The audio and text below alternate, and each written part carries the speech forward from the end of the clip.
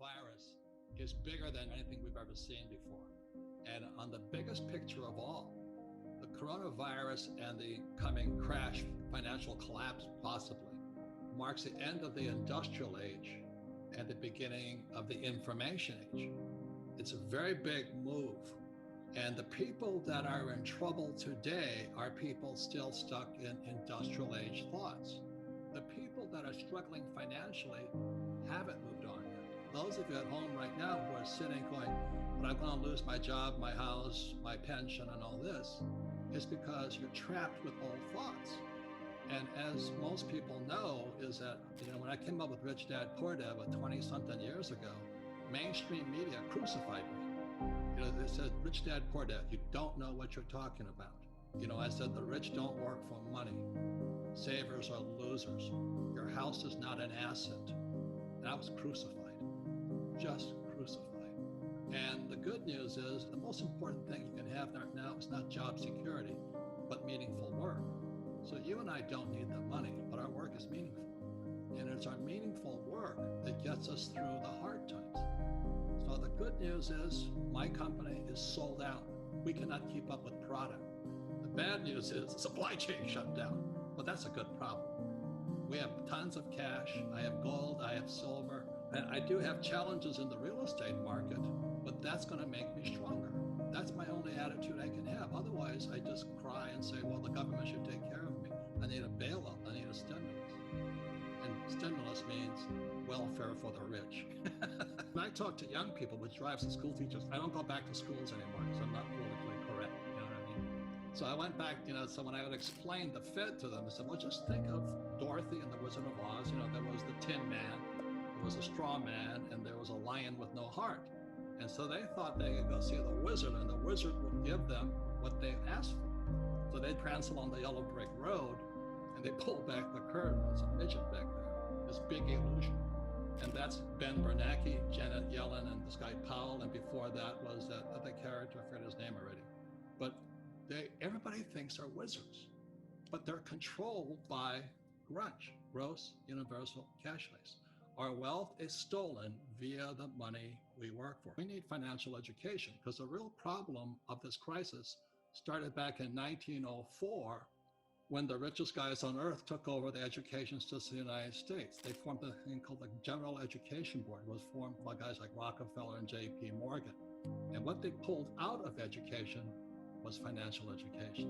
And that's why I wrote Rich Dad, Poor Dad. It was a warning shot across the bow back in 1997. I said, wake up, something's coming down the road. So we're here right now. This is the biggest transformation in the history of the world. It's from industrial age to information age. I'm doing well because I made the transition. I'm making more money than ever before. I have problems, but I'm making more money than ever before. But if you're losing money right now, the problem starts in what you were taught in school. Because they never taught you anything about money. They never taught you about a financial statement, like my rich dad did. They teach you that diploma is everything. It's a piece of toilet paper. BS. And you buy into that mechanism of money, and you believe that that is the only thing to focus on. And what you're saying right now with these stimulus packages is all of this money being given, quote unquote, away by the government to everybody is actually devaluing your dollar, it's devaluing your pension, it's devaluing your savings, and it's wiping out businesses. So you're dying by this sword. This is how what Fuller talked about, the prison is inside our head, Buckminster Fuller. It starts with misinformation and misorientation. Misinformation, misorientation. And he says, how dare our schools punish kids for making mistakes? How else do you learn if you don't make a mistake and learn from your mistake? He says, God designed us. I'm not really religious, I'm not preaching here, okay? God designed us to learn by making mistakes. For instance, a baby learns to walk by falling down. Baby learns, to ride a bicycle by falling off the bicycle. Tiger Woods, the greatest golfer ever in history of the world, because he made more mistakes than you and I did. But our schools punish you for making mistakes. 2008, it was, those credit default swaps. It was for residential real estate, so they bailed them out. This next crash is for the hedge funds and private equity that invested in all this commercial real estate. So I have another $100 million project coming out. I just got bailed out. I just got backed up by the Fed and the government. So that's why it's socialism for the rich. Unfortunately, unfortunately, there's capitalism for the poor middle class, those that work for money. You're on your own. Right. You know, if you own a small restaurant and you got to let go of your staff, you're no different than your staff right now. The national debt for World War II was $25 billion. Every day today, they're printing $125 billion. Every single day. That's like 5 World War IIs per day. They're printing so much money to keep this think of a hot air balloon with a tear in it. And they're doing desperately trying to fix this tear. No matter how hard they try, the tear has gone beyond, it's coming down. So in financial terms, it's called our debt to GDP has now gone from 60 to 90 to 105, it's going to 120. We're bankrupt. And they're going to print more and more money, which means savers are losers, just as I predicted.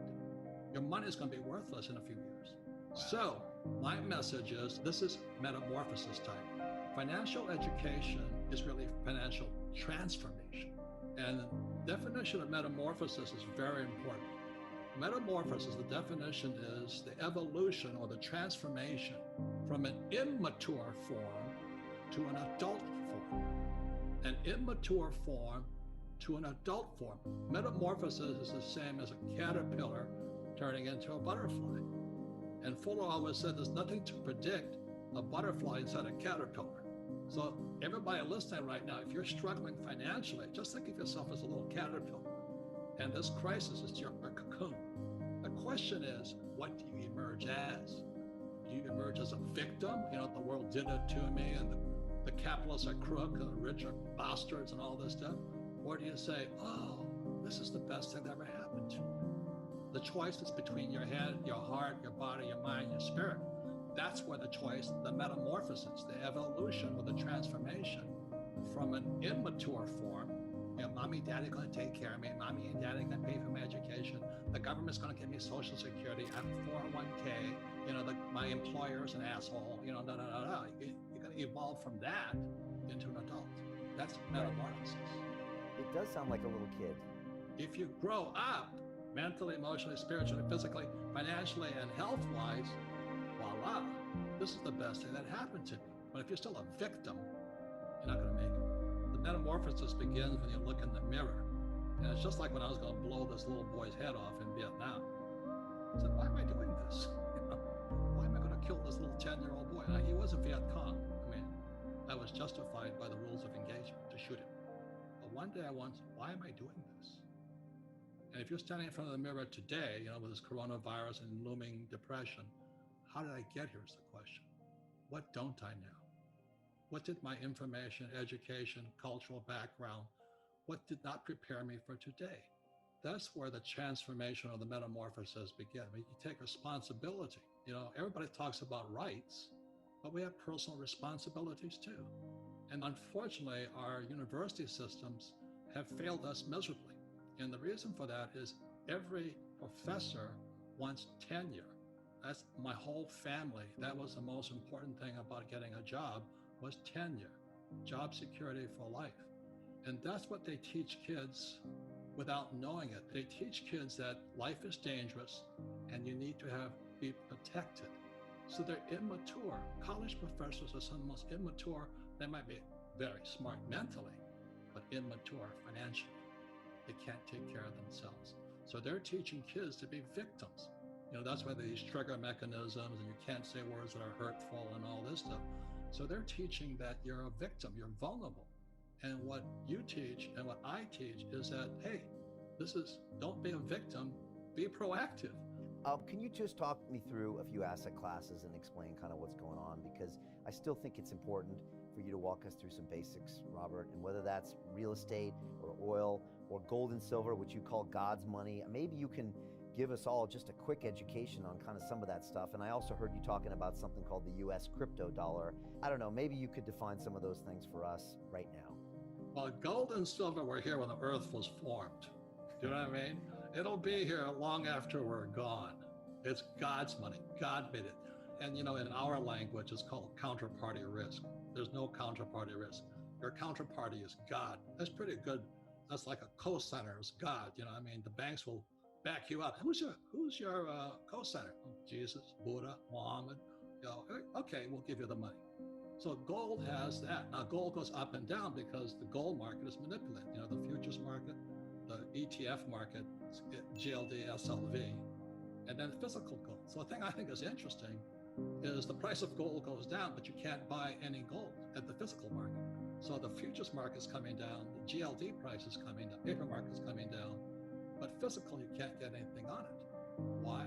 It's because the rich are hoarding it. The rich are hoarding gold and silver like toilet paper and guns.